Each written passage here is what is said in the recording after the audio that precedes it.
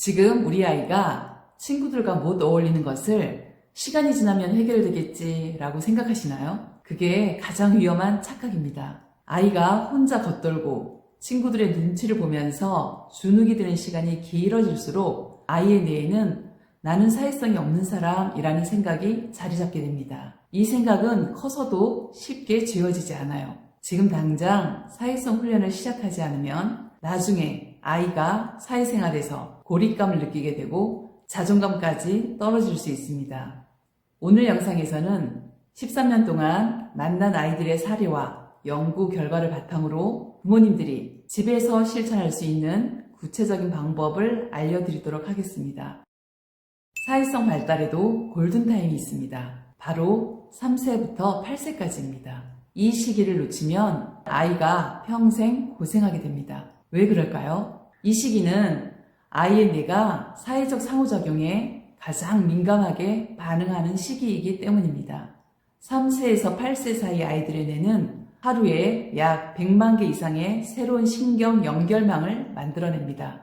이 시기에 친구들과 어울리고 갈등을 해결하고 감정을 표현하는 경험이 많을수록 사회성 관련 신경회로가 튼튼하게 발달합니다. 발달 심리학 연구에 따르면 이 골든타임에 적절한 사회성 훈련을 받지 못한 아이들은 나중에도 관계 맺기를 어려워하는 경우가 많습니다. 청소년기에 약 68%가 또래관계 문제를 겪고 성인이 되어서도 46%가 직장 내 인간관계에서 어려움을 호소했다고 합니다. 그렇다고 너무 걱정하실 필요는 없습니다. 중요한 건 지금부터라도 시작하면 충분히 도움을 줄 수 있다는 것입니다. 많은 부모님들이 우리 아이는 원래 내성적이에요. 성격이 그래요. 라고 말씀하십니다. 과연 그럴까요? 사회성 발달 지연의 원인은 단순한 성격의 문제가 아닐 때가 더 많습니다. 첫째, 감각통합 문제입니다. 아이가 소리나 촉감, 시각적 자극에 과민하거나 둔감하면 친구들과 어울리는 것 자체가 스트레스가 될 수 있습니다. 예를 들어서 교실의 시끄러운 소리, 친구들이 살짝 건드리는 것조차 아이에게는 매우 불편하게 느껴질 수 있어요. 이런 아이들은 친구들을 싫어하는 게 아니라 그 상황 자체가 힘들고 불편한 겁니다. 둘째, 표현의 어려움입니다. 자신의 감정이나 생각을 적절히 표현하는 방법을 모르거나 친구의 표정을 읽는 게 어려운 아이들이 있습니다. 예를 들어 친구가 슬픈 표정을 짓는데 그걸 알아채지 못하니까 자연스럽게 관계가 어색해지겠죠. 셋째, 과도한 미디어 기기 사용입니다. 최근 연구에 따르면 4세 이전 어린이가 하루 2시간 이상 미디어 화면을 보면 사회성 발달에 부정적인 영향을 미친다고 합니다.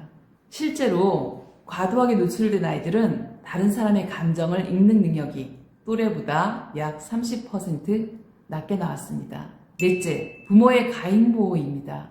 부모의 마음으로는 당연히 아이를 지켜주고 싶죠.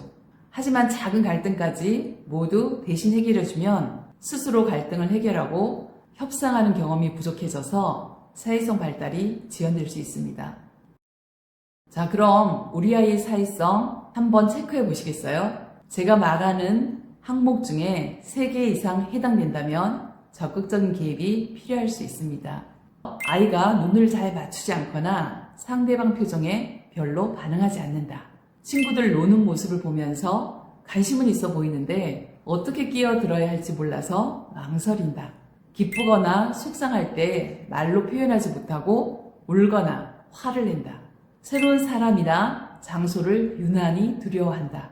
친구와 다툴 때 무조건 양보하거나 반대로 과격하게 반응한다. 뭐뭐하고 놀자 하는 제안을 이해하지 못하거나 무시한다. 나눠쓰기, 차례 지키기 같은 기본 규칙을 따르기 힘들어한다. 제가 수많은 아이들을 관찰한 결과 이런 징후들이 단순히 성격 때문이 아니라 적절한 개입이 필요한 신호라는 것을 알게 되었습니다. 특히 자폐 스펙트럼이나 ADHD, 발달 지연의 증상이 있는 아이들은 이런 특징이 더욱 두드러질 수 있습니다. 우리의 뇌에는 특별한 기능이 있습니다. 다른 사람의 행동을 보기만 해도 마치 내가 그 행동을 하는 것처럼 뇌가 반응하는 거예요. 아이가 엄마가 웃는 것을 보고 따라 웃거나 친구가 블럭 쌓는 것을 보고 똑같이 해보려는 것도 다 이것 때문입니다. 이런 따라하기 능력이 바로 공감과 사회성의 기초가 됩니다. 친구가 울면 슬프다는 걸 알고 화난 표정을 보면 조심하게 되는 것도 이 능력 덕분이에요. 사회성이 부족한 아이들은 대부분 이 능력이 아직 충분히 발달하지 않은 겁니다. 그런데 좋은 소식이 있어요. 연구 결과에 따르면 적절한 연습을 통해 이 능력을 크게 향상시킬 수 있다고 합니다. 실제로 8주간 훈련을 받은 아이들은 사회적 상호작용 능력이 약 40% 좋아졌다고 합니다. 이제 부모님들이 집에서 할 수 있는 5가지 사회성 훈련법을 알려드릴게요.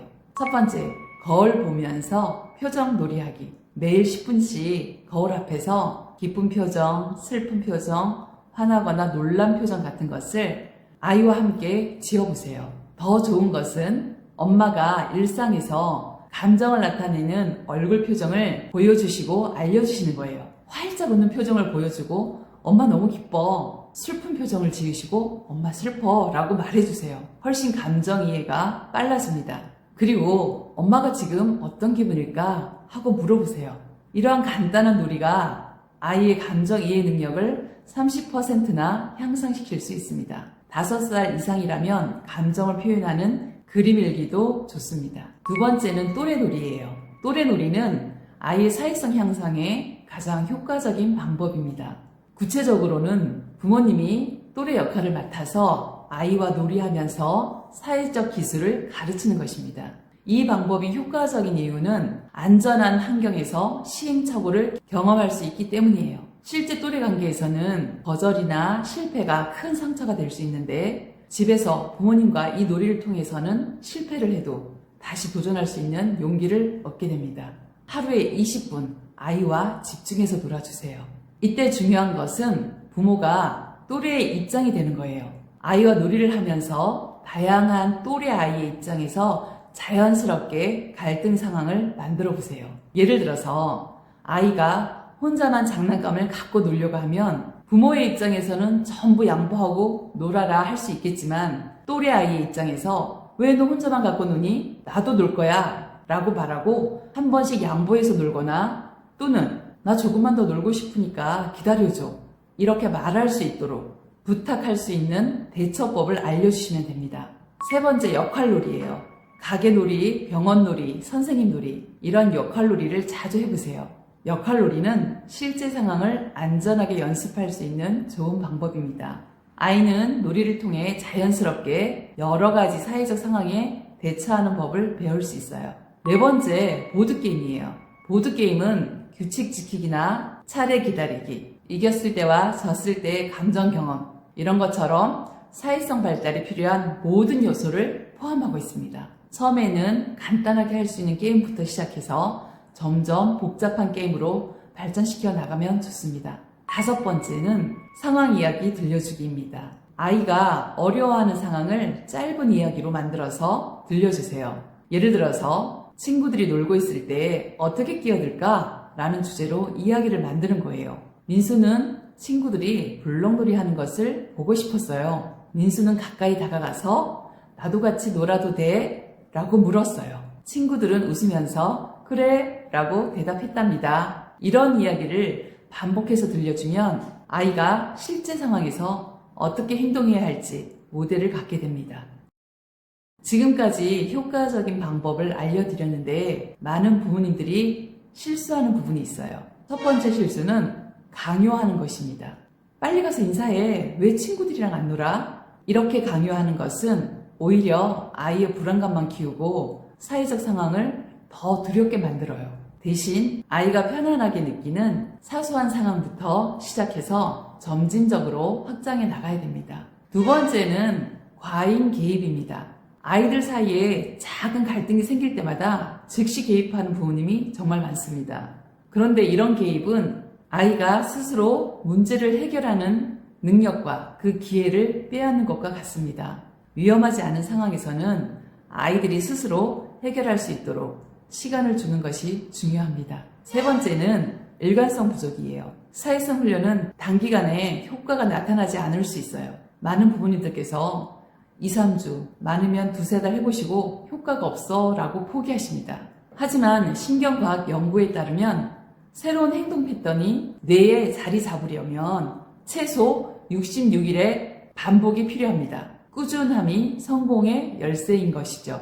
네 번째는 스마트폰으로 대신하기입니다. 아이가 친구들과 어울리기 힘들어하면 부모의 입장에서는 뭐라도 주고 싶어요. 그래서 아이가 좋아하는 스마트폰을 주는 게 편할 수 있습니다. 이것이 편해 보일 수 있지만 실제로는 문제를 악화시키는 거예요. 스마트폰 사용 시간을 엄격하게 제한하고 그 시간을 실제 사람들과 상호작용하는 것으로 채워주셔야 돼요.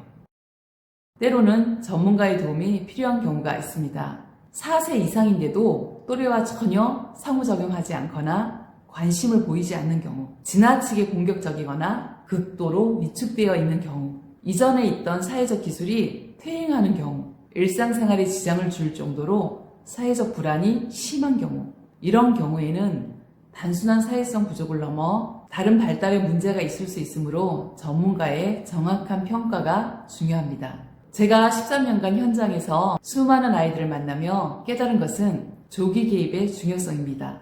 좀 더 지켜보자 라는 생각보다는 빨리 확인해보자 하는 것이 훨씬 낫다는 것입니다. 사회성은 단순히 친구를 많이 사귀는 능력이 아닙니다. 이것은 아이의 전체 인생에 영향을 미치는 중요한 힘이에요. 하버드 대학교에서 80년간 진행한 연구를 보면 어린 시절의 사회적 능력이 학업 성적보다 성인이 된 후의 행복과 성공을 더 정확하게 예측했다라고 합니다. 사회성이 좋았던 아이들은 어른이 되어서도 더 건강한 관계를 맺고 직업적으로도 더 성공했습니다.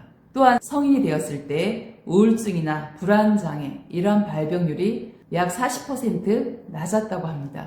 좋은 관계가 정신 건강까지 지켜주는 거죠. 제가 아이를 키우면서 직접 느낀 것도 이것입니다. 초기에 적절한 도움을 주면 아이가 얼마나 크게 변할 수 있는지, 그리고 그것이 아이의 삶 전체에 얼마나 큰 영향을 미치는지 하는 것입니다. 어떤 부모님들은 우리 아이는 공부만 잘하면 돼 라고 생각하시기도 합니다. 현대사회에서는 혼자 잘하는 것보다 함께 잘하는 능력이 더 중요해지고 있습니다.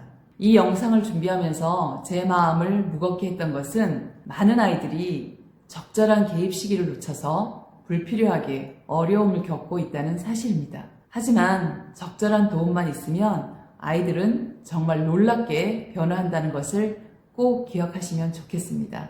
오늘 배운 방법들을 꾸준히 실천하신다면 여러분의 아이도 분명 변화할 수 있습니다. 오늘 영상이 우리 부모님들과 아이들에게 도움이 되었기를 진심으로 바랍니다. 감사합니다.